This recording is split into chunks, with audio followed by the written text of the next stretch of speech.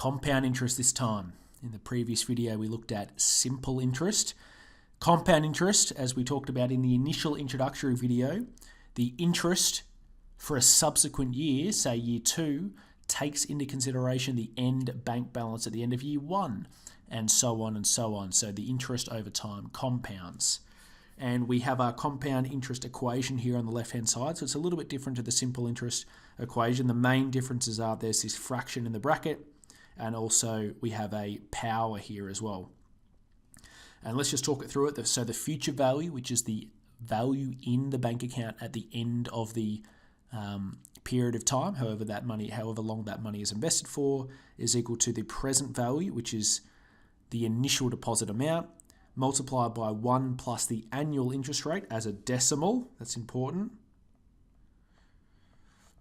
divided by this value n, which is number of compounding periods annually, and I'll touch on this in a second, all to the power of that same n, multiply the number by the number of years the money is invested for.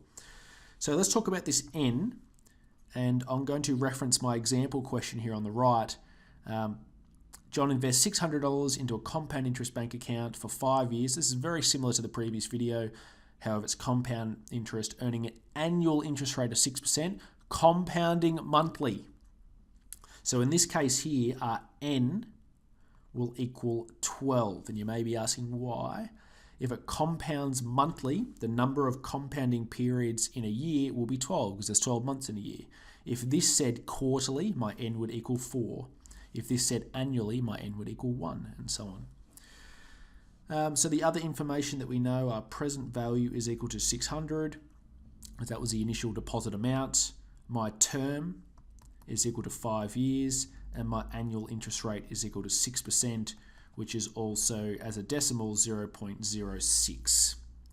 Okay, let's go ahead and apply the formula and find out how much money is in the bank account after 5 years.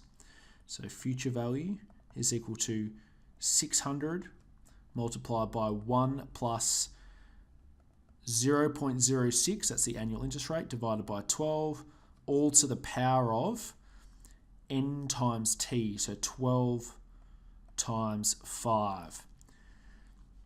And this will be 60 here, so I'll leave it as 12 times 5. Okay, so let's bring our calculator up and let's type this in. So 600 outside of 1 plus, then we put a fraction here, 0.06 divided by 12, and then all to the power of, I'll put a little mini bracket here, I could have just put 60, but I'll just illustrate 12 times 5, so that's $809.31.